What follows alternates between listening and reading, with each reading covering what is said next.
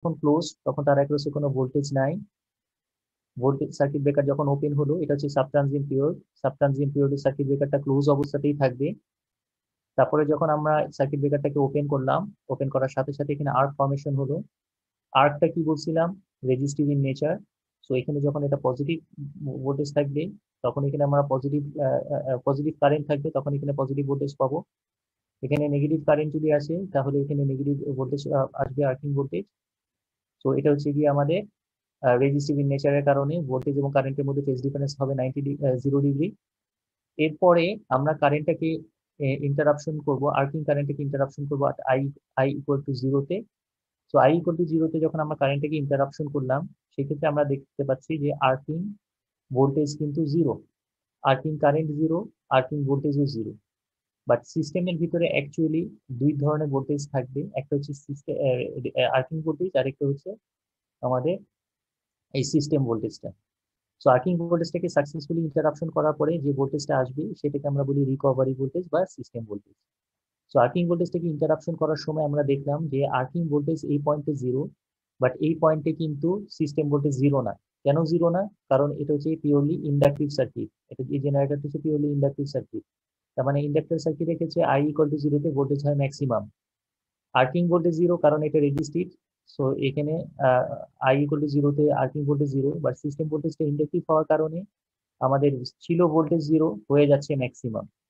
So এই যে fluctuation যে হচ্ছে, এই ফ্ল্যাকচুয়েটেড যে ভোল্টেজটা, এটাকে আমরা বলতেছি রিস্ট্রাইকিং ভোল্টেজ।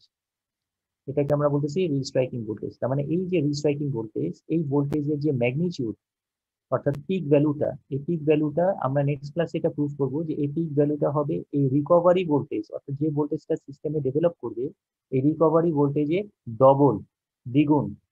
অর্থাৎ একটা লাইনে, একটা 132 কেভি লাইনে যদি আমি একটা circuit breaker 132 KV circuit breaker use করি, তাহলে দেখা যেতে পারে যে এই রিস্ট্রাইকিং ভোল্টেজটা সার্কিট ব্রেকারের কন্ট্রাক্ট স্পেসে যেটা ডেভেলপ করবে, সেটা 264 কেভি পর্যন্ত বিল্ড আপ করতে পারে। সো এই হাই ভোল্টেজের কারণে আমাদের কি হতে পারে, আর্কটা আবার রিবিল্ড করতে পারে, আর্কটা আবার রিস্ট্রাইক করতে পারে। সো আর্কটা যাতে আর রিস্ট্রাইক না করে, এ কারণে আমাদের কি করতে হবে, ডাইইলেকট্রিক স্ট্রেংথের পরিমাণ বা ইনসুলেশন লেভেল এত বেশি বাড়াতে হবে যাতে করে এই ভোল্টেজটা না থাকে। এই ভোল্টেজটা না থেকে কোন ভোল্টেজটা অ্যাপিয়ার করে, সিস্টেম ভোল্টেজটা। সো এই পয়েন্টটা আমাদের জন্য খুবই ইম্পর্টেন্ট। সো রিস্ট্রাইকিং ভোল্টেজটা খুবই ইম্পর্টেন্ট এই জন্য, কারণ খুবই অল্প সময়ের জন্য হলেও, এটা খুবই অল্প সময়, প্রায় 0.001 সেকেন্ড পর্যন্ত হয়তো এই রিস্ট্রাইকিং ভোল্টেজটা থাকে। তো খুব অল্প সময়ের জন্য হলেও কিন্তু রিস্ট্রাইকিং ভোল্টেজটা সিস্টেমের ভিতরে থাকবে। তো সার্কিট ব্রেকারের ভিতরে যেহেতু এই রিস্ট্রাইকিং ভোল্টেজটা থাকবে, তো সার্কিট ব্রেকারের উচিত হবে যে ডাইইলেকট্রিক স্ট্রেংথটাকে এত বাড়ানো যাতে করে এই রিস্ট্রাইকিং ভোল্টেজটা না থাকে, সরাসরি সিস্টেম ভোল্টেজটা ডেভেলপ করে। তো সার্কিটে যখন রিস্ট্রাইক আর্কটা ডেভেলপ হয়ে যাবে, এরপরে আমাদের সার্কিটটা পুরোপুরি ওপেন হয়ে যাবে। পুরোপুরি যখন ওপেন হয়ে যাবে, তখনই আমাদের এই কন্টাক্ট স্পেসে আমাদের রিকভারি ভোল্টেজটা বা সিস্টেম ভোল্টেজটা ডেভেলপ করবে। তার মানে আমরা দেখলাম সার্কিটটা ওপেন হওয়ার সাথে সাথেই কিন্তু রিকভারি ভোল্টেজ ডেভেলপ করে না। সার্কিট ওপেন হলো, আর্কিং ভোল্টেজ ডেভেলপ করলো, আর্কটাকে ইন্টারাপশন করলাম আই ইকুয়াল টু জিরোতে, সাথে সাথে রিস্ট্রাইকিং ভোল্টেজ ডেভেলপ করলো। রিস্ট্রাইকিং ভোল্টেজ যখন ডেভেলপ করবে, ডাইইলেকট্রিক স্ট্রেংথটাকে এত বাড়ালাম যে রিস্ট্রাইকিং ভোল্টেজ না থাকে, এরপরে গিয়ে আমাদের রিকভারি ভোল্টেজ ডেভেলপ করতেছে।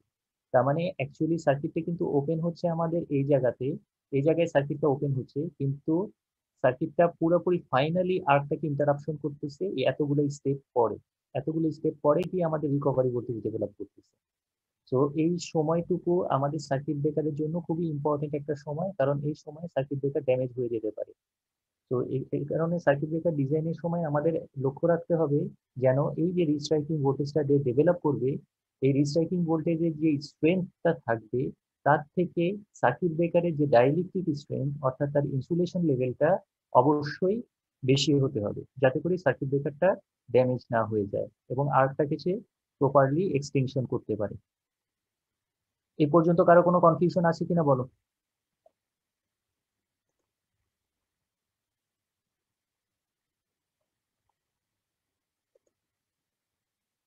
হ্যালো,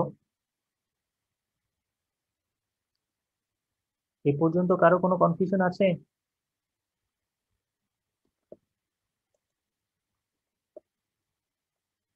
আচ্ছা, না থাকলে আমরা নেক্সট টপিকে চলে যাই, current interruption in AC circuit breaker. তো এসি সার্কিট ব্রেকারে আমরা কি দেখলাম, যে সার্কিট ব্রেকারটা যখন ওপেন হবে, এটা আমরা একটা সার্কিট দেখতেছি যে এখানে আমাদের লোড কানেক্টেড, এটা হচ্ছে লাইন, এটা সার্কিট ব্রেকারের মুভিং কন্ট্যাক্ট, আর এই পাশে হচ্ছে যে ফিক্সড কন্ট্যাক্ট, আর এটি স্প্রিং এর মাধ্যমে কানেক্টেড। আর মুভিং কন্ট্যাক্ট এবং ফিক্সড কন্ট্যাক্টকে অ্যাটাচ করে রাখার জন্য একটা মেকানিক্যাল সাপোর্ট আছে স্প্রিং এর সাথে কানেক্টেড। তো মেকানিক্যাল সাপোর্টটাকে যদি আমরা সরাই দিই কি হবে, সাপোর্টটাকে সরাবো কখন, যখন ফল্ট হবে। তো এখানে আমাদের যদি লাইন টু গ্রাউন্ড ফল্ট হয়, ফর এক্সাম্পল একটা লাইন টু গ্রাউন্ড ফল্ট হলো, লাইন টু গ্রাউন্ড ফল্ট হওয়ার সাথে সাথে সার্কিটটা ওপেন হবে। ওপেন হওয়ার সাথে সাথে মেকানিক্যাল সাপোর্ট আমরা দেখতে পাচ্ছি যে সরে গেছে, সো সার্কিটটা ওপেন হয়ে গেছে, মুভিং কন্ট্যাক্টটা ফিক্সড কন্ট্যাক্ট থেকে দূরে সরে গেছে। সাথে সাথে আমাদের সার্কিট ব্রেকারের কন্ট্যাক্ট স্পেসে আমাদের একটা ভোল্টেজ আসতেছে, যেটা আর্কের কারণে। তো এই আর্কের কারণে যে ভোল্টেজটা হচ্ছে সেটা হচ্ছে যে রেজিস্টিভ নেচার, কারণ এটা লেন্থের সাথে এর রিলেশন, লেন্থ যত বাড়বে রেজিস্ট্যান্স তত বাড়বে, আর্কিং ভোল্টেজও তত বাড়বে।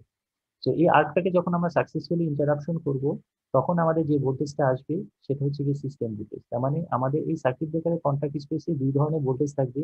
একটা হচ্ছে আর্কিং ভোল্টেজ, আর্কিং ভোল্টেজ থেকে ইন্টারাপশন করার সময় আমাদের রিস্ট্রাইকিং ভোল্টেজ ডেভেলপ করে, রিস্ট্রাইকিং ভোল্টেজটাকে এক্সটেনশন করার পরে আমাদের সিস্টেম ভোল্টেজটা আসে।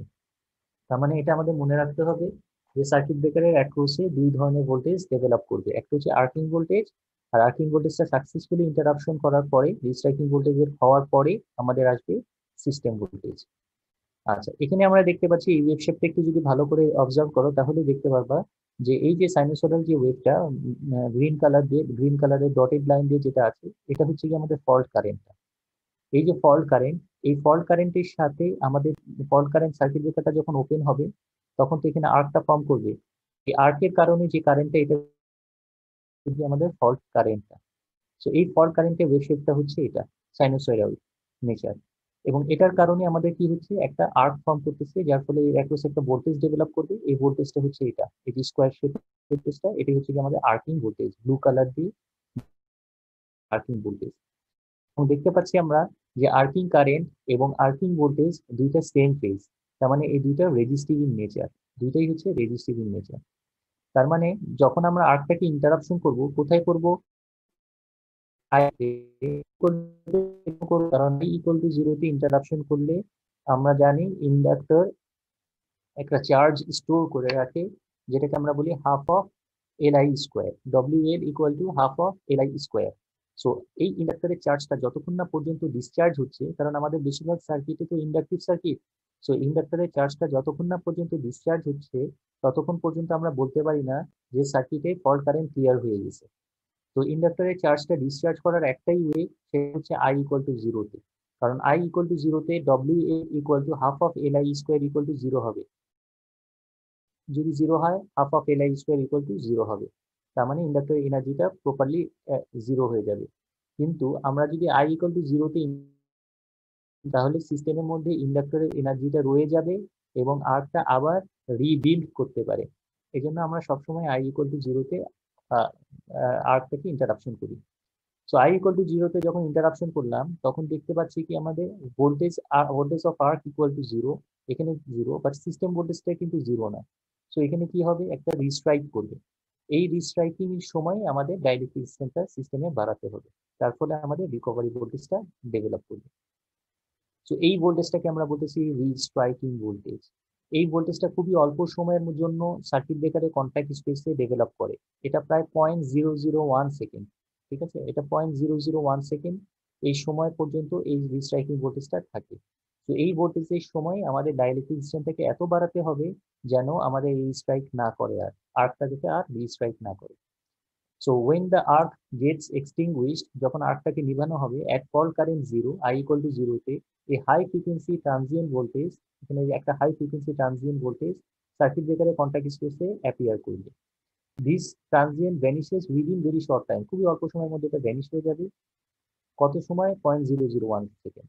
এই this high frequency transient voltage tries to restrike the arc, এই ট্রানজিয়েন্ট ভোল্টেজটা কি করবে, আর্কটাকে রিবিল্ড করতে চেষ্টা করবে, রিস্ট্রাইক করার চেষ্টা করবে। This is called restriking voltage. এবং এই সাকসেসফুলি আর্ক ইন্টারাপশনের পরে যে ভোল্টেজটা আসবে সেটাকে আমরা বলবো রিকভারি ভোল্টেজ। আচ্ছা, এ পর্যন্ত কারো কোনো কনফিউশন আছে?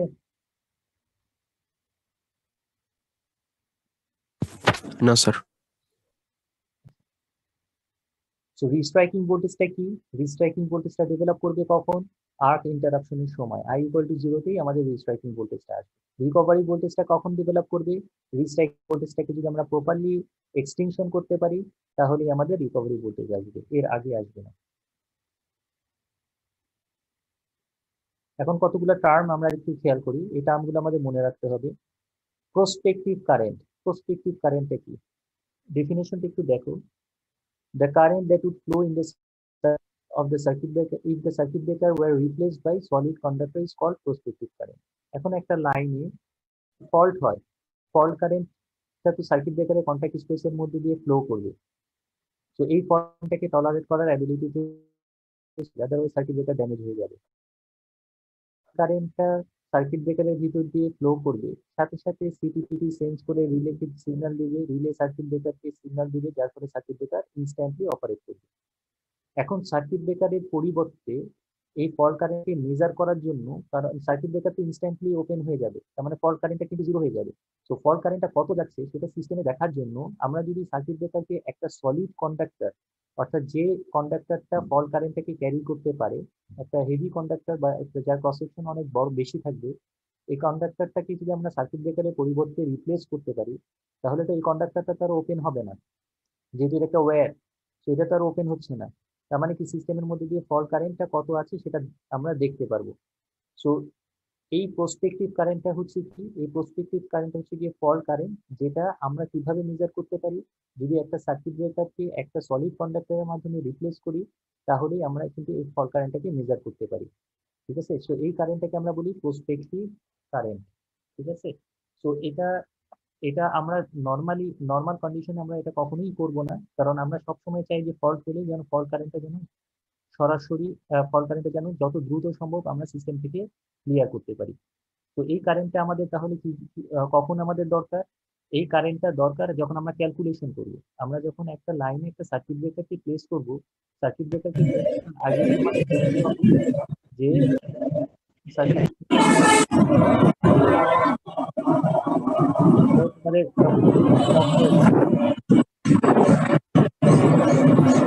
হ্যালো,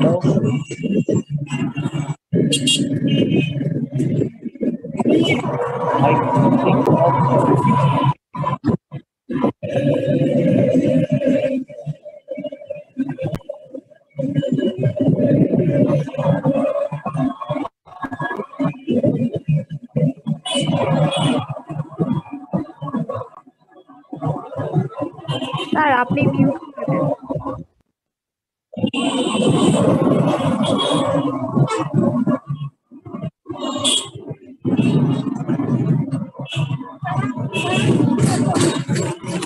মাইক্রোফোনটা একটু অফ করো।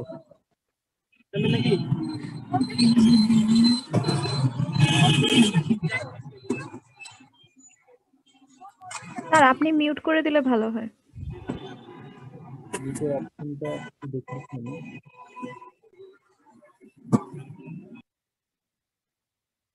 আচ্ছা, ওকে। আচ্ছা, আমরা এটা কখন দরকার? আমাদের দরকার হচ্ছে এই প্রসপেক্টিভ কারেন্টটা আমাদের দরকার তখনই যখন আমাদের এটা ক্যালকুলেশন করতে হবে। ক্যালকুলেশন করতে হবে কি ফল্ট কারেন্ট কত যাবে সিস্টেমে, একটা সিস্টেমে ম্যাক্সিমাম কত ফল্ট কারেন্ট যেতে পারে, তার মানে এটা আমরা ক্যালকুলেশন করতে, এটা কিন্তু আমরা ফিজিক্যালি আমরা একটা ওয়্যার, একটা সার্কিট ব্রেকারকে রিপ্লেস করে একটা সলিড কন্ডাক্টর আমরা ইউজ করব না।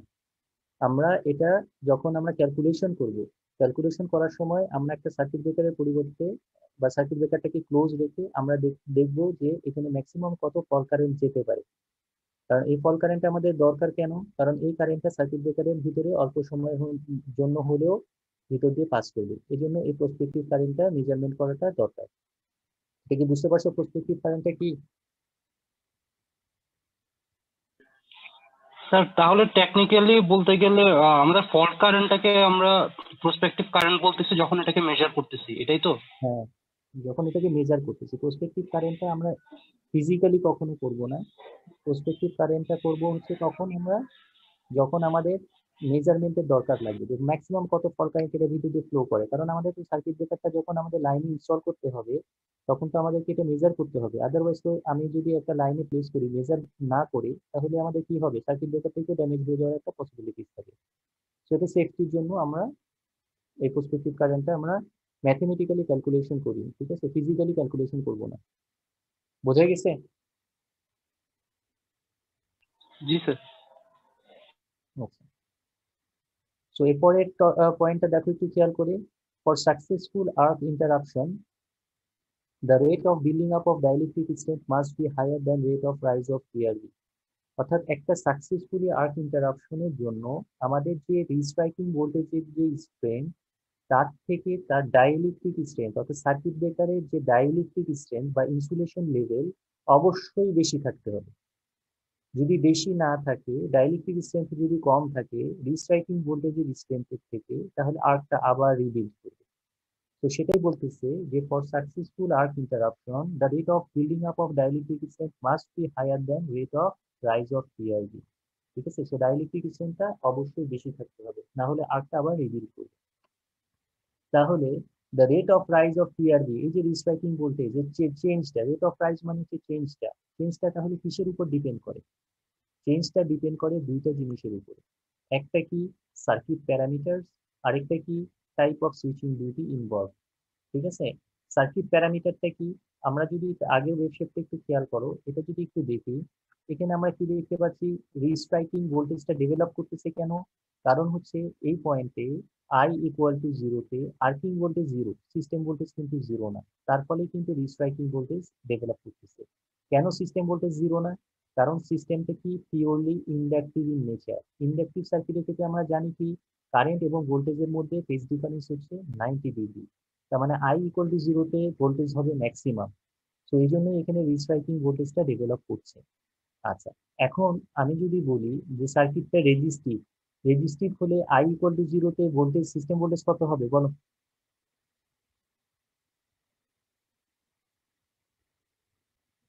আই ইকুয়াল টু জিরোতে সিস্টেম ভোল্টেজ কত হবে?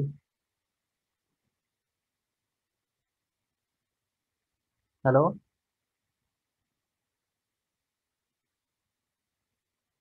শোনা যাচ্ছে? স্যার ম্যাক্সিমাম হবে কি? রেজিস্টিভের ক্ষেত্রে কারেন্ট এবং ভোল্টেজের মধ্যে ফেজ ডিফারেন্স কত রেজিস্টিভ সার্কিটে? Sir zero sir. তাহলে I equal zero. To voltage কত হবে? না, ভোল্টেজ জিরো হবে স্যার। ভোল্টেজ জিরো হবে, ঠিক আছে। তো আই ইকুয়াল টু জিরোতে ভোল্টেজ ইকুয়াল টু জিরো হবে। এটা কিসের জন্য? রেজিস্টিভ সার্কিটের জন্য। তো রেজিস্টিভ সার্কিটের ক্ষেত্রে কি কোনো রিস্ট্রাইকিং ভোল্টেজ ফর্মেশন হবে? না স্যার, শুধু ইন্ডাকটিভের জন্য। ইন্ডাকটিভের জন্য অথবা ক্যাপাসিটিভের জন্য, কারণ ইন্ডাকটিভ এবং ক্যাপাসিটিভের ক্ষেত্রে আমাদের অ্যাঙ্গেল বিটুইন ভোল্টেজ আর কারেন্ট হচ্ছে কত? 90 ডিগ্রি, ঠিক আছে। তো এই জন্য আমাদের রেজিস্টিভ সার্কিটে কোনো রিস্ট্রাইকিং ভোল্টেজ ফর্মেশন হবে না। রেজিস্টিভ সার্কিটে আর্কিং ভোল্টেজ ডেভেলপ করতে পারে, কিন্তু আর্কটাকে ইন্টারাপশন করার সাথে সাথেই কিন্তু আমাদের রিকভারি ভোল্টেজ আসবে, এখানে কোনো রিস্ট্রাইকিং ভোল্টেজ আসবে না। তো রিস্ট্রাইকিং স্যার আমাদের লোড গুলো তো জেনারেলি ইন্ডাকটিভ হয়, ক্যাপাসিটিভ কি কোনো মানে ক্যাপাসিটিভ লোড, সিনারিও হয় যে? ক্যাপাসিটিভ লোড আছে না আমাদের, ক্যাপাসিটর ব্যাংকটা কানেক্ট করতে হয় না পাওয়ার ফ্যাক্টর ইমপ্রুভমেন্টের জন্য। জি স্যার। তো সেক্ষেত্রে কিন্তু আমাদের ক্যাপাসিটিভ লোড থাকতে পারে, ঠিক আছে। সো ক্যাপাসিটিভ লোড যদি হয় তাহলে কিন্তু আমাদের সিস্টেমে ডবল ভোল্টেজ বা রিস্ট্রাইকিং ভোল্টেজ ডেভেলপ করতে পারে।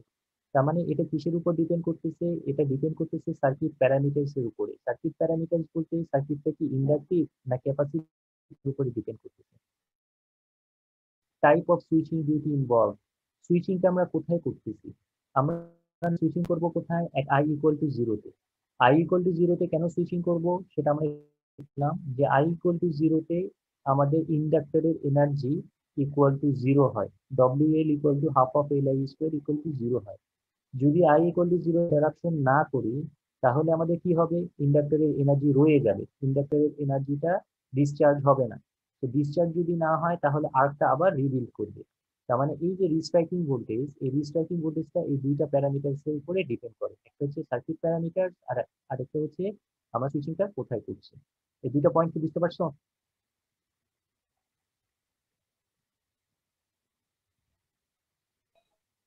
রেসপন্স করো। জি স্যার, বুঝে গেছে। জি sir. Rate of building up of dielectric strength, এখন আমরা তো দেখলাম যে রিস্ট্রাইকিং ভোল্টেজ কেন হয়। এখন আমাদের দেখতে হবে যে আমাদের যে ডাইইলেকট্রিক স্ট্রেংথটা কিভাবে আমরা বাড়াতে পারি। So rate of building up of dielectric স্ট্রেংথটা দুইটা জিনিসের উপর ডিপেন্ড করে। একটা হচ্ছে interruption chamber, effective design of interrupters, অর্থাৎ আমাদের এই ইন্টারাপশন যে চেম্বারটা, অর্থাৎ সার্কিট ব্রেকার চেম্বারটাকে কতটুকু এফেক্টিভলি ডিজাইন করা হয়েছে। অর্থাৎ এই যে সার্কিট ব্রেকারের চেম্বারের ভিতরে আমরা জানি কি মুভিং কন্টাক্ট থাকে, ফিক্সড কন্টাক্ট থাকে, এবং কি থাকে, এয়ার ব্লাস্টের ক্ষেত্রে হাই প্রেসার কম্প্রেসড এয়ার থাকে, এসএফসিস এর জন্য এসএফসিস গ্যাস থাকে। তো এটাকে কতটুকু ইমপ্রুভ করা হয়েছে, যতটুকু ইমপ্রুভ হবে ততটা ডাইলেকট্রিক স্ট্রেংথ বেশি হবে। এবং এটা কিসের উপর ডিপেন্ড করবে? সার্কিট ব্রেকারের উপরে। সার্কিট ব্রেকারের উপরে কেন? কারণ আমাদের এক এক ধরনের সার্কিট ব্রেকারের ডাইলেকট্রিক স্ট্রেংথ এক এক রকম। অয়েল সার্কিট ব্রেকারে যে ডাইলেকট্রিক স্ট্রেংথ হবে, এসএসসি সার্কিট ব্রেকারে তার থেকে অনেক বেশি ডাইলেকট্রিক স্ট্রেংথ হবে। তার মানে আমাদের সার্কিট ব্রেকারের মাঝে যে মিডিয়ামটা আছে, এই মিডিয়ামের উপরেও কিন্তু তার ডাইলেকট্রিক স্ট্রেংথটা ডিপেন্ড করে। ঠিক আছে? তো এই দুইটা পয়েন্ট খুবই ইম্পর্টেন্ট। একটা হচ্ছে এফেক্টিভ ডিজাইন অফ ইন্টারাপ্টার্স, ইন্টারাপ্টার্সটাকে কতটুকু এফেক্টিভলি ডিজাইন করা হয়েছে। আর আরেকটা হচ্ছে কি সার্কিট ব্রেকার। ঠিক আছে? সার্কিট ব্রেকারটা কি টাইপের? এটা কি অয়েল সার্কিট ব্রেকার, নাকি ভ্যাকুয়াম সার্কিট ব্রেকার, নাকি এসএফসি সার্কিট ব্রেকার? এটা কিন্তু সার্কিট ব্রেকারের উপরেও ডিপেন্ড করে। তো যার ডাইলেকট্রিক স্ট্রেংথ যত বেশি হবে, সে তত এফেক্টিভলি আমাদের আর্থটাকে ইন্টারাপশন করতে পারবে। এই দুইটা পয়েন্ট কি বোঝা গেছে? স্যার ইফেক্টিভ ডিজাইন বলতে কি ফিজিক্যাল কম্পোনেন্টের ব্যাপারে ফিজিক্যাল বলতেছি? কম্পোনেন্ট, যেমন ফর এক্সাম্পল আমি যদি দুইটা সার্কিট ব্রেকার চিন্তা করি, একটা হচ্ছে অয়েল সার্কিট ব্রেকার আর আরেকটা হচ্ছে minimum oil circuit breaker. Oil circuit ব্রেকারে আমাদের তিনটা ইন্টারাপশন পয়েন্ট যেটা আছে বা ইন্টারাপ্টার্স যেটা আছে, সেটা কি থাকে? একটা অয়েল ট্যাঙ্কের মধ্যে থাকে তিনটা ইন্টারাপশন পয়েন্ট, কিন্তু ট্যাঙ্ক কিন্তু একটা। ঠিক আছে? তো একটা ইন্টারাপশন পয়েন্টের মধ্যে তিনটা ইন্টারাপ্টার্স থাকে। তো তার ফলে আমাদের কি হয়, একটা ফেজে যদি ফল্ট হয় তাহলে তার এফেক্টটা কিন্তু বাকি দুইটা ফেজেও পড়ে। এটা আমরা বলেছিলাম। তো এই জন্য আমরা কি করি, minimum oil circuit breaker use করি। মিনিমাম অয়েল সার্কিট ব্রেকারে আমাদের ইন্টারাপ্টার্সটা কয়টা? তিনটা। ঠিক আছে? প্রত্যেকটা ইন্টারাপশন চেম্বার আলাদা। তার মানে আমাদের যে ইন্টারাপ্টার্স এর যে চেম্বারটা, এটাকে আমরা সেপারেট করার ফলে আমরা কিন্তু এটাকে আরো হাই ভোল্টেজ লাইনে এটাকে ইউজ করতে পারি। তার মানে আমাদের ডিজাইনটাকে কি করা হলো, ইমপ্রুভ করা হলো। তো ডিজাইন যত বেশি ইমপ্রুভ করবো তত তার ডাইলেকট্রিক স্ট্রেংথটা বেশি হবে। আর ডাইলেকট্রিক স্ট্রেংথ বেশি হলে সে এফেক্টিভলি আমাদের এই আর্কটাকে এক্সটেনশন করতে পারবে। বোঝা গেছে? জি স্যার। আচ্ছা, এরপরে আসো due to switching off a capacitive current. যখন আমরা ক্যাপাসিটর ব্যাংকে সুইচিং করব, এটা আমরা পরে দেখবো ডিটেইলে। ক্যাপাসিটর ব্যাংকে যখন সুইচিং করব, তখন ক্যাপাসিটর ব্যাংকে সুইচিং করার সময় সার্কিট ব্রেকারের কন্টাক্ট স্পেসে ডবল ভোল্টেজ ডেভেলপ করতে পারে। ডবল ভোল্টেজ মানে সিস্টেম ভোল্টেজের ডবল। তো 132 কেভি যদি ভোল্টেজ হয়, তাহলে তার কন্টাক্ট স্পেসে 264 কেভি ভোল্টেজ পর্যন্ত ডেভেলপ করতে পারে। কেন ডেভেলপ করবে? এটা সার্কিট ব্রেকারের যখন আমরা ক্যাপাসিটর ব্যাংকে সুইচিং দেখবো, তখন আমরা ওখানে দেখাবো নি যে ডবল ভোল্টেজ কেন হয়। তো ডবল ভোল্টেজ যদি ডেভেলপ করে, একটা 132 কেভি সার্কিট ব্রেকার একটা লাইনে প্লেস করছে, তো এই অবস্থায় যদি তার একপাশে ডবল ভোল্টেজ ডেভেলপ করে, তাহলে সার্কিট ব্রেকারের কন্টাক্ট যে স্পেসটা, এটা ব্রেক ডাউন হয়ে যেতে পারে, নষ্ট হয়ে যেতে পারে, ড্যামেজ হয়ে যেতে পারে। সো যদি ব্রেকডাউনটা 1/4 সাইকেলের উপরে, 1/4 সাইকেলের মধ্যে, অর্থাৎ যখন আর্ক ডেভেলপ করলো, আর্ক ডেভেলপ করার থেকে শুরু করে 1/4 সাইকেলের মধ্যে যদি সার্কিট ব্রেকারের ইন্টারাপশন পয়েন্টটা ড্যামেজ হয়ে যায়, তখন এটাকে আমরা বলি রিইগনিশন। ঠিক আছে? So if the contact space break down within a period of 1/4 of a cycle of the initial arc extension, the phenomenon is called reignition. So 1/4 সাইকেলের মধ্যে যদি এটা ড্যামেজ হয়ে যায়, তখন এটাকে আমরা বলবো রিইগনিশন। আর যদি ব্রেকডাউনটা 1/4 সাইকেলের পরে হয়, তখন এটাকে আমরা বলবো রিস্ট্রাইক। সো এটা মনে রাখতে হবে, ক্যাপাসিটর ব্যাংকে সুইচিং এর সময় সার্কিট ব্রেকারে কন্টাক্ট স্পেসে ডবল ভোল্টেজ ডেভেলপ করতে পারে। আর যদি ডবল ভোল্টেজ ডেভেলপ করে, আমাদের সার্কিট ব্রেকারে কন্টাক্ট স্পেসটা ব্রেকডাউনে চলে যেতে পারে। আর ব্রেকডাউনটা যদি 1/4 সাইকেলের মধ্যে হয়, তখন এই টার্মটাকে আমরা বলতেছি রিইগনিশন। আর ব্রেকডাউনটা যদি 1/4 সাইকেলের পরে হয়, তখন এটাকে আমরা বলবো রিস্ট্রাইক। এটা কি বুঝতে পারছো? জি স্যার, বুঝে গেছি।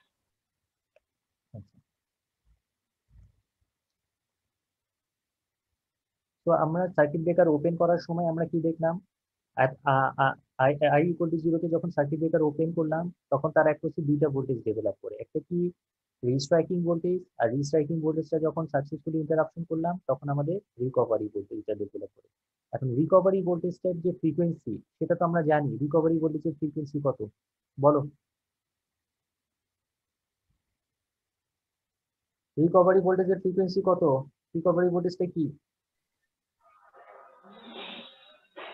স্যার 50 হার্টজ কি? রিকভারি ভোল্টেজের ফ্রিকোয়েন্সি হচ্ছে 50 হার্টজ, ঠিক আছে? কারণ এটা হচ্ছে কি সিস্টেম ভোল্টেজ, তো সিস্টেম ভোল্টেজের ফ্রিকোয়েন্সি তো আমরা জানি, এটা হচ্ছে 50 হার্টজ। বাট এই যে ফ্রিকোয়েন্সিটা কার? Restriking voltage. এই রিস্ট্রাইকিং ভোল্টেজটা কেন ডেভেলপ করতেছে? যেটা বললাম আমরা, সার্কিটে ইন্ডাকটিভ বা ক্যাপাসিটিভ হওয়ার কারণে। তাহলে আমাদের এই রিস্ট্রাইকিং ভোল্টেজের ফ্রিকোয়েন্সিটা কত হবে? রিস্ট্রাইকিং ভোল্টেজের ফ্রিকোয়েন্সি হবে F ইকুয়াল টু 1/2π√/LC। তার মানে এই ফ্রিকোয়েন্সিটা ডিপেন্ড করবে সিস্টেম প্যারামিটারের উপরে, এল এবং সি এর উপরে। যদি ভালো করে অবজার্ভ করো তাহলে দেখবে যে এখানে কোনো রেজিস্ট্যান্সের কোনো পার্ট নাই, এটা ডিপেন্ড করতেছে, এই ফ্রিকোয়েন্সিটা ডিপেন্ড করতেছে এল এবং সি এর উপরে। তার মানে সিস্টেমটা ইন্ডাকটিভ এবং ক্যাপাসিটিভ যদি হয় তাহলেই আমাদের এই রিস্ট্রাইকিং ভোল্টেজের ফ্রিকোয়েন্সি আসবে, রেজিস্টিভ হলে আসবে না। তাহলে এই ফ্রিকোয়েন্সি এক্সপ্রেশনটা এটা তো তোমরা জানো, frequency expression is equal to 1/2π√/LC। তার মানে এল এবং সি এর ভ্যালু যদি আমরা সিস্টেমের লাইন ইন্ডাকটেন্স এবং ক্যাপাসিটেন্স যদি আমরা বের করে ফেলতে পারি তাহলে এই রিস্ট্রাইকিং ভোল্টেজের ফ্রিকোয়েন্সিটা আমাদের বের হয়ে যাবে। এ পর্যন্ত কারো কোনো কনফিউশন আছে?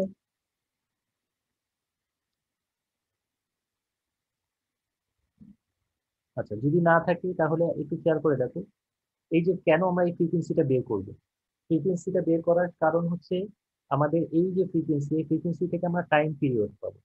তো এখানে আমরা দেখি, একটু খেয়াল করি, এটা ধরো একটা ওয়েভ শেপ, এটার একটা টাইম পিরিয়ড আছে এবং এটা এখান থেকে আমরা ফ্রিকোয়েন্সিটা ক্যালকুলেট করবো F ইকুয়াল টু 1/t করে।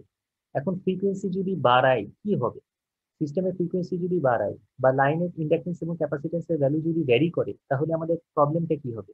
তো ফ্রিকোয়েন্সি যদি বাড়ে তাহলে আমরা জানি কি ফ্রিকোয়েন্সি বাড়লে, এখানে দেখো আগের ওয়েভ শেপের থেকে এখনকার ওয়েভ শেপের যে ফ্রিকোয়েন্সিটা সেটা কিন্তু ডবল, ঠিক আছে? ফ্রিকোয়েন্সি ডবল কেন? ফ্রিকোয়েন্সি ডবল কারণ এখানে টাইম পিরিয়ডটা হয়ে গেছে অর্ধেক। আগের যে টাইম পিরিয়ড ছিল, আগে ছিল টাইম পিরিয়ড এতটুকু, F ইকুয়াল টু 1/t। এখন টাইম পিরিয়ডটাকে আমরা করে দিলাম কি অর্ধেক। তাহলে অর্ধেক যদি হয় আগেরটার সাথে কম্পেয়ার করলে, টাইম পিরিয়ড যদি কম হয় তাহলে ফ্রিকোয়েন্সি হয়ে যাবে কি ডবল। তো ফ্রিকোয়েন্সি যদি ডবল হয় তাহলে আমাদের প্রবলেমটা কি? প্রবলেমটা হচ্ছে আমাদের টাইম পিরিয়ড কিন্তু এখন কমে যাচ্ছে। টাইম পিরিয়ড যদি কমে যায় তাহলে আগে আমার যেটুকু সময় আমার হাতে ছিল ডাইলেকট্রিক স্ট্রেংথ বাড়ানোর জন্য, এখন কিন্তু আমার অর্ধেক সময় আছে ডাইলেকট্রিক স্ট্রেংথ বাড়ানোর জন্য। তাহলে আমাদের কি সেম ডাইলেকট্রিক স্ট্রেংথ দিলে আরেকটা ইন্টারাপশন হবে? না স্যার। এটা যদি ভালো করে বুঝতে হয় আরেকটু আমি একটা এক্সাম্পল দিয়ে বুঝাই। সেটা হচ্ছে ধরো আমি তোমাকে একটা কাজ করতে দিলাম 5 ঘন্টায়, 5 ঘন্টায় তুমি আমাকে এই কাজটা করে দিবা। সেম কাজটা, সেম অ্যামাউন্টের কাজ আমি যদি বলি তোমাকে 2.5 ঘন্টার মধ্যে করে দিতে, তাহলে তোমার উপরে স্ট্রেসের পরিমাণ বাড়বে না কমবে?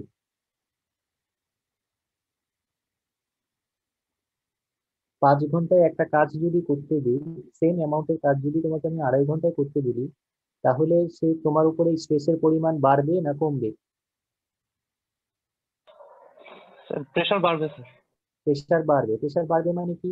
অল্প সময়ের মধ্যে ওই কাজটা তোমার কমপ্লিট করতে হবে। সিমিলারলি একটা সার্কিট ব্রেকারকে তুমি ধরো 10 সেকেন্ড সময় দিলা আর্কটাকে ইন্টারাপশন করার জন্য।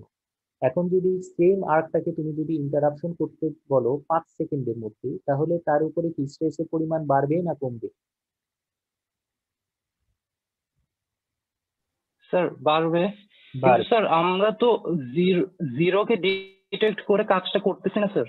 হ্যাঁ, তাহলে জিরোতে যখন করতেছি তখনই তো রিস্ট্রাইকিং মানে ভোল্টেজটা ডেভেলপ করতেছে, তাই না?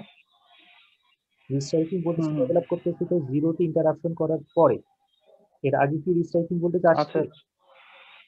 না না, এর আগে কোন ভোল্টেজটা আছে? ইন্টারাপ্ট করার আগে তো আর্কিং। সিস্টেম আর্কিংটা ছিল, হ্যাঁ আর্কিংটা ছিল। সিস্টেমটাকে ইন্টারাপশন করার আগে আর্কিং ভোল্টেজ ছিল, এখন আর্কিং ভোল্টেজটাকে যখন ইন্টারাপশন করছি তখন রিস্ট্রাইকিং ভোল্টেজ আসছে। আর এই রিস্ট্রাইকিং ভোল্টেজটাকে আমাদেরকে ইন্টারাপশন করতে হবে। এখন রিস্ট্রাইকিং ভোল্টেজকে ইন্টারাপশন করতে গিয়ে এই রিস্ট্রাইকিং ভোল্টেজের যে ফ্রিকোয়েন্সিটা এটা ভ্যারি করে কিসের উপরে? এল এবং সি এর উপরে। এখন এল সি যদি চেঞ্জ করি বা এল সি যদি ভ্যারি হয় ঠিক আছে, তাহলে আমাদের স্ট্রাইকিং ভোল্টেজের ফ্রিকোয়েন্সি কিন্তু চেঞ্জ হয়ে যাবে। আর যদি স্ট্রাইকিং ভোল্টেজের ফ্রিকোয়েন্সি যদি বেড়ে যায়, সেক্ষেত্রে আমাদের আগে যে সময়টা ছিল তার থেকে কম সময়ের মধ্যে কিন্তু ডাইইলেকট্রিক স্ট্রেংথের পরিমাণ কন্টাক্ট স্পেসের মধ্যে বাড়াতে হবে। আর যদি বাড়াই তাহলে আমাদের প্রবলেম যেটা হবে, সার্কিট ব্রেকারের কন্টাক্ট স্পেসে স্ট্রেসের পরিমাণটা অনেক বেশি হবে। অর্থাৎ আগে যদি আমি প্রেসার যা দিতাম, এখন যদি আমি সেম প্রেসার দেই, তাহলে কিন্তু আমাদের আর কোনো ইন্টারাপশন হবে না। তার মানে আমাদের প্রেসারের পরিমাণ কিন্তু অনেক বাড়াতে হবে, ডাইইলেকট্রিক স্ট্রেংথের পরিমাণ অনেক বাড়াতে হবে। তো সেটাই বলতেছে যে আমাদের with the increase in the natural frequency of TRV, the rate of rise of TRV increases. The rate of rise of TRV across the breaker pole causes the voltage stress on the contact gap tending to continue the আর্কটাকে সে continue করতে চেষ্টা করবে। Without higher frequency, যখন frequency বেশি হবে, relatively less time is available to build up of dielectric strength. আমার সময় কম এই ডাইইলেকট্রিক স্ট্রেংথটাকে বাড়ানোর জন্য। So hence higher frequency is associated with greater stress. তার মানে কি, আমাদের যত ফ্রিকোয়েন্সি বাড়বে তত আমাদের স্ট্রেসের পরিমাণ বাড়বে। So the breaking capacity of A circuit breaker is reduced. যখন এই ব্রেকিং ক্যাপাসিটি মানে সার্কিট ব্রেকারের যে ব্রেক করার যে ক্যাপাসিটি, সেটা কি হবে, কমে যাবে যদি আমরা ফ্রিকোয়েন্সিটাকে বাড়াই। এটা কি বুঝতে পারছো এটা? জি স্যার, বুঝে গেছি। আচ্ছা, effects of power factor on PRV. Power factor মানে কি, আমরা জানি cos থিটা। cos থিটা মানে কি, angle between voltage and current. ঠিক আছে, তো থিটাটা হচ্ছে কি angle between voltage and current. তো এই যে পাওয়ার ফ্যাক্টর, এই পাওয়ার ফ্যাক্টরের উপরেও কিন্তু আমাদের পিআরভিটা ডিপেন্ড করে। আমরা কি বলেছিলাম যে রেজিস্টিভ সার্কিটে পাওয়ার ফ্যাক্টর কত বলো তো? রেজিস্টিভ সার্কিটে power sir zero sir. Zero. তার মানে angle between voltage and current equal to zero. তার মানে cos থিটার ভ্যালু যদি জিরো হয়, cos থিটা হবে কি 1। One sir. এটাকে আমরা বলি কি ইউনিটি পাওয়ার ফ্যাক্টর। তো থিটার ভ্যালু যদি জিরো হয়, cos থিটার ভ্যালু হবে 1, যেটাকে আমরা বলি ইউনিটি পাওয়ার ফ্যাক্টর। তো ইউনিটি পাওয়ার ফ্যাক্টর যদি হয়, কোনো রিস্ট্রাইকিং ভোল্টেজ কি ফর্মেশন হবে? না স্যার, কোনো ফেজ ডিফারেন্স যেহেতু নাই, হবে না স্যার। তো এটা এই ওয়েবসাইটটার মাধ্যমে আমরা সেটাই দেখতে পাচ্ছি। খেয়াল করে দেখো, আমাদের এই আছে হচ্ছে কি, এই যে ব্লু কালার দিয়ে যে ডটেড লাইনটা দেখতে পাচ্ছ, ডটেড সাইনোসয়েডাল ওয়েভটা দেখতে পাচ্ছ, এটা হচ্ছে কি আমাদের সিস্টেম ভোল্টেজ। ডটেড লাইন কেন? ডটেড লাইন মানে এখনো অ্যাপিয়ার করে নাই। আমরা চাই যেন সার্কিট ব্রেকার ওপেন হওয়ার পরে যেন আমাদের সিস্টেম ভোল্টেজটা আসে। সার্কিট ব্রেকার ওপেন হওয়ার পরে, তো সার্কিট ব্রেকার যখন ওপেন হলো, সাথে সাথে কিন্তু আমাদের সিস্টেম ভোল্টেজ আসবে না। সাথে সাথে কোন ভোল্টেজ আসবে? আর্কিং ভোল্টেজ। সো আর্কিং ভোল্টেজ আসবে এবং আর্কিং কারেন্ট আসবে। তো এই যে এখানে দুইটা ওয়েবশেপ দেখতে পাচ্ছ, সলিড লাইন দিয়ে যেটা দেখতে পাচ্ছ, red colour and blue colour, green colour দিয়ে, এটা হচ্ছে কি একটা সিস্টেম আর্কিং ভোল্টেজ, আর আরেকটা হচ্ছে আর্কিং কারেন্ট। তো দুইটাই রেজিস্টিভ ইন নেচার। তার মানে আর্কিং ভোল্টেজটা যেরকম, আর্কিং কারেন্টটাও সেরকম, শুধু ম্যাগনিটিউড হয়তো ডিফারেন্স হবে। তো আর্কিং ভোল্টেজ এবং আর্কিং কারেন্ট এই দুটোই সেম ফেজ। তো এই পয়েন্টে এট আই ইকুয়াল টু জিরোতে আমরা দেখতে পাচ্ছি কি, সিস্টেম ভোল্টেজটা ডটেড লাইন দিয়ে যেটা দেখতে পাচ্ছি, সিস্টেম ভোল্টেজটাও কিন্তু জিরো। তার মানে এখানে আর্কিং ভোল্টেজও জিরো, সিস্টেম ভোল্টেজও জিরো। তার মানে এখানে কোনো রিস্ট্রাইকিং ভোল্টেজ ফর্মেশন হবে না। কারণ কি, জিরো ছিল, জিরোই আছে। ভোল্টেজ জিরো ছিল, জিরোই আছে। তার মানে সরাসরি আমাদের রিকভারি ভোল্টেজটা ডেভেলপ করবে। তো এখানে কোনো রিস্ট্রাইকিং ভোল্টেজ ফর্মেশন হচ্ছে না। কিন্তু পাওয়ার ফ্যাক্টরটা যদি জিরো হয়, জিরো পাওয়ার ফ্যাক্টর হবে কখন? যখন আমাদের angle between voltage and current হবে 90 ডিগ্রি। তার মানে cos 90 ডিগ্রি ইকুয়াল টু হবে জিরো। তখন এই জিরো পাওয়ার ফ্যাক্টর যদি হয়, তাহলে আমরা দেখতে পাচ্ছি কি, এই যে সিস্টেম ভোল্টেজটা যেটা ডটেড লাইন দেওয়া, এই ডটেড লাইনের সাথে আমাদের কারেন্ট যেটা আর্কিং কারেন্ট যেটা, সেটা ফেজ ডিফারেন্স কত? 90 ডিগ্রি। তো 90 ডিগ্রি হলে আমাদের আর্কিং কারেন্ট আর আর্কিং ভোল্টেজটা তো সেম ফেজে। সো দুইটার মধ্যে কোনো ফেজ ডিফারেন্স নাই। তো আর্কিং ভোল্টেজ এখানে জিরো, বাট সিস্টেম ভোল্টেজ তো জিরো না। সিস্টেম ভোল্টেজ যদি জিরো না হয়, তাহলে জিরো ছিল, হয়ে গেল ম্যাক্সিমাম। তো ম্যাক্সিমাম হলেই এখানে আমাদের কি হবে? ফ্ল্যাকচুয়েশন হবে। তো এটাকেই আমরা বলতেছি রিস্ট্রাইকিং ভোল্টেজ। তার মানে এই রিস্ট্রাইকিং ভোল্টেজটা ডিপেন্ড করতেছে কিসের উপরে?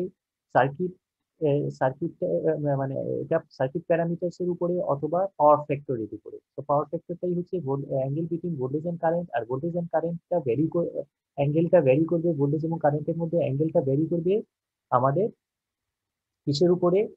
সার্কিট প্যারামিটার্স এর উপরে। ঠিক আছে। সো এটা পাওয়ার ফ্যাক্টর, পিআরভিটা চেঞ্জ হতে পারে কিসের উপরে, পাওয়ার ফ্যাক্টরের উপরে। বোঝা গেছে এটা? এটা কি বুঝতে পারছো? জি স্যার, বুঝে গেছে। তো এটা মনে রাখতে হবে যে পাওয়ার ফ্যাক্টরের উপরে দ্বারাও এই পিআরভিটা এফেক্টেড হতে পারে। তো আমরা কোন সিনারিওটা কনসিডার করব, ভালোটা না খারাপটা?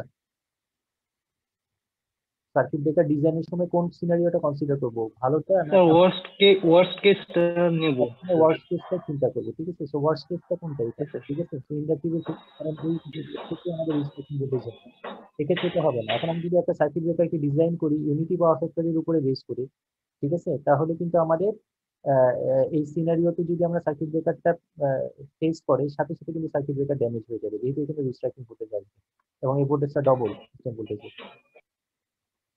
স্যার প্র্যাকটিক্যাল লেভেলে আমাদের তো জিরো পাওয়ার ফ্যাক্টর, কি বলে, না না না, রেজিস্টিভ, ইউনিটি তো তেমন কোনো অ্যাপ্লিকেশন নাই। কিন্তু আমাদের এটাকে ইউনিটি করা হয়, যেহেতু পাওয়ার ফ্যাক্টর ইমপ্রুভমেন্টের জন্য আমাদের পিএফআই প্ল্যান থাকে, সেটাকে ইউনিটিতে রাখতে চেষ্টা করা হয়, ঠিক আছে, সব সময়। আচ্ছা আচ্ছা। ঠিক আছে। জি স্যার, বুঝে গেছে। আচ্ছা, তো এখানে আমরা দেখলাম এই যে যে জিনিসগুলো বললাম সেই জিনিসগুলো এখানে ডিটেলে লেখা আছে, যে পাওয়ার ফ্যাক্টরের উপরে ভ্যারি করে। তো এই ডেসক্রিপশনটা একটু তোমরা দেখে নিবা। আচ্ছা, লাস্ট আজকের আমাদের যে টপিকসটা সেটা হচ্ছে যে rate of rise of PRV. এই যে আমাদের রিস্ট্রাইকিং ভোল্টেজ, এই রিস্ট্রাইকিং ভোল্টেজটা কিন্তু আমাদের খুবই ইম্পর্টেন্ট, কারণ এটার কারণে আর্কটা আবার রিবিল্ড করতে পারে, এই জন্য এটাকে আমরা বলি রিস্ট্রাইকিং ভোল্টেজ, আর্কটা আবার স্ট্রাইক করতে পারে। তো এই রিস্ট্রাইকিং ভোল্টেজের কিছু জিনিস কয়েকটা টার্ম জানা আমাদের জন্য খুব ইম্পর্টেন্ট। একটা হচ্ছে রিস্ট্রাইকিং ভোল্টেজ ম্যাক্সিমাম কত হতে পারে, অর্থাৎ তার পিক ভ্যালুটা, এবং এই পিক ভ্যালুতে যেতে তার কত সময় লাগে, অর্থাৎ কতটুকু সময়ে সে পিক ভ্যালুতে পৌঁছায়। ঠিক আছে, so time to reach this peak value. তো এখান থেকে আমরা একটা রেট অফ রাইজটা বের করতে পারি, এবং ফ্রিকোয়েন্সিটা জানা ইম্পর্টেন্ট। এই ফ্রিকোয়েন্সিটা কত সেটা আমরা জানি সিস্টেম প্যারামিটারের উপরে ডিপেন্ড করে, এফ ইকুয়াল টু 1/2 √/AC। তো এখান থেকে আমরা তার ফ্রিকোয়েন্সি পাবো, কারণ এই ফ্রিকোয়েন্সি থেকে আমরা টাইম পিরিয়ড ক্যালকুলেট করতে পারবো, এবং টাইম পিরিয়ড ক্যালকুলেট করে ডাইলেকট্রিক সিস্টেমটা ওই সময়ের মধ্যে কতটুকু দিতে হবে সেটা আমরা ক্যালকুলেট করতে পারবো। এবং আমরা আরেকটা জিনিস জানা দরকার, সেটা হচ্ছে ইনিশিয়াল রেট অফ রাইজ, কারণ ইনিশিয়ালি কিন্তু আমাদের চেঞ্জটা সবচেয়ে বেশি থাকে। আমরা যদি এর আগের ওয়েবসাইটটা একটু দেখি, খেয়াল করে দেখো, এই জায়গায় ইনিশিয়ালি অর্থাৎ T equal to zero, I equal to জিরোতে যখন আমরা ইন্টারাপশন করছি, তখনই কিন্তু আমাদের চেঞ্জটা ম্যাক্সিমাম হয়ে যাচ্ছে, জিরো থেকে ম্যাক্সিমাম হয়ে যাচ্ছে। তো ইনিশিয়াল চেঞ্জটাই কিন্তু আমাদের জানা দরকার। সো ম্যাক্সিমাম পিক ভ্যালুটা জানা দরকার, টাইম কত লাগতেছে এই পিক ভ্যালুতে পৌঁছাতে সেটা জানা দরকার, আর ইনিশিয়াল রেট অফ চেঞ্জ অর্থাৎ ইনিশিয়ালি চেঞ্জটা কত সেই জিনিসটা আমাদের জানা দরকার। তো এই কয়েকটা জিনিস কিন্তু আমাদের জানা দরকার। So peak value, time to reach this peak value, frequency, আর হচ্ছে ইনিশিয়াল রেট অফ রাইজ। তো এটাকে নর্মালি আমরা এক্সপ্রেস করি ভোল্ট পার, এটা unit rate of rise of restriking voltage, এটাকে আমরা বলি triple R V, rate of rise of restriking voltage. এই ট্রিপল আর ভি কে আমরা এক্সপ্রেস করি ভোল্ট পার মাইক্রোসেকেন্ড। বুঝতেই পারতেছো যে এই সময়টা খুবই অল্প, মাইক্রোসেকেন্ড। ঠিক আছে, মাইক্রোসেকেন্ড রেঞ্জে দিয়ে এটাকে মেজার করা হয়। তো এটা কিভাবে ক্যালকুলেট করব, triple R V equal to d e by d t, অর্থাৎ rate of change of restriking voltage. Rate of change মানে হচ্ছে রেট অফ রাইজ। তো rate of change of restriking voltage, restriking ভোল্টেজকে সাধারণত স্মল লেটারের ই দ্বারা ইন্ডিকেট করা হয়, স্মল লেটারের ই, তার মানে ডিই বাই ডিটি। এ করলেই আমরা পাবো কি, rate of change of restriking voltage. তো ফাইনালি আমরা এই ওয়েবশেপটা দিয়ে শেষ করে দিচ্ছি আজকে।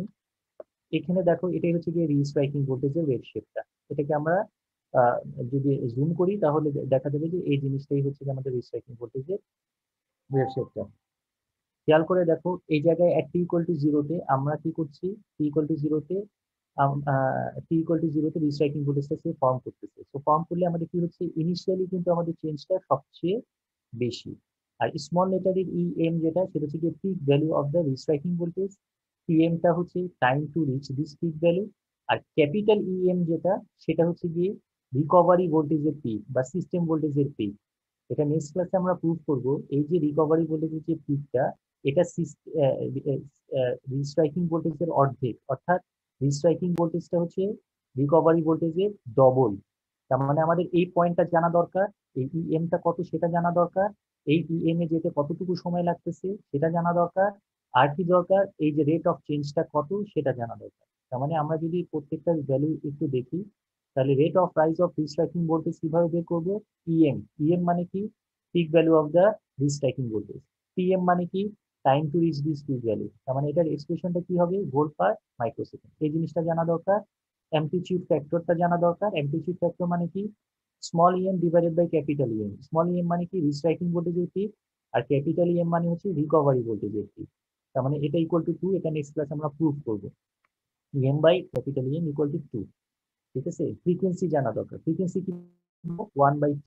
তো 1/t ইকুয়াল টু, এটা হচ্ছে কি 1/2tm। 2tm কেন হলো? কারণ আমরা যদি এই রিস্ট্রাইকিং ভোল্টেজটাকে যদি একটু দেখি, খেয়াল করো, এটা এটা এটা এটা যদি আমরা বেজ লাইন চিন্তা করি, তাহলে এই টিএমটা কি? টিএমটা কিন্তু হাফ সাইকেল। এখান থেকে এত দূর হচ্ছে গিয়ে কিন্তু আমাদের হাফ সাইকেল। ঠিক আছে, হাফ সাইকেল কিভাবে বুঝলাম? এটা হচ্ছে কি নেগেটিভের ম্যাক্সিমাম, আবার এটা হচ্ছে কি আমাদের নেগেটিভের ম্যাক্সিমাম। তার মানে আমাদের এই পর্যন্ত হচ্ছে কি এক সাইকেল।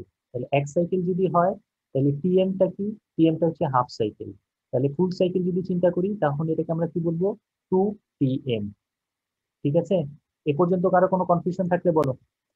এই যে 2tmটা কি? এই টিএমটা হচ্ছে কি হাফ সাইকেল। তার মানে আমাদের যদি ফুল সাইকেল চিন্তা করি, টি যদি চিন্তা করি, তাহলে টি ইকুয়াল টু লেখা যায় কি 2 × tm। সো ফ্রিকোয়েন্সি ক্যালকুলেশন করবো আমরা এইভাবে।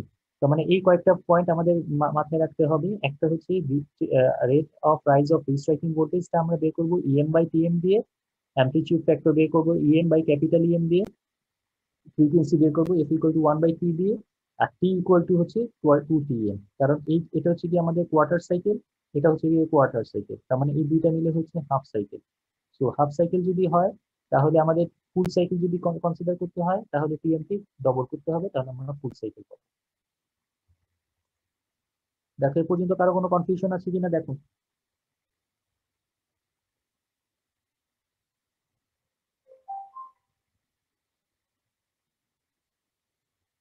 হ্যালো। না স্যার, মোটামুটি ক্লিয়ার। আচ্ছা, আমি ভিডিওটা আপলোড করে দিব আজকে। ভিডিওটা আজকে তো অনেকেই ক্লাসে অ্যাবসেন্ট ছিল, আমি আজকে এই জন্য ক্লাসের ভিডিওটা আপলোড করে দিব। যারা দেখতে পারো নাই, তাদেরকে একটু মেসেজ দিয়ে দিও যাতে করে তারা দেখে নেয়। ওকে, আজকে এ পর্যন্ত। সালাম।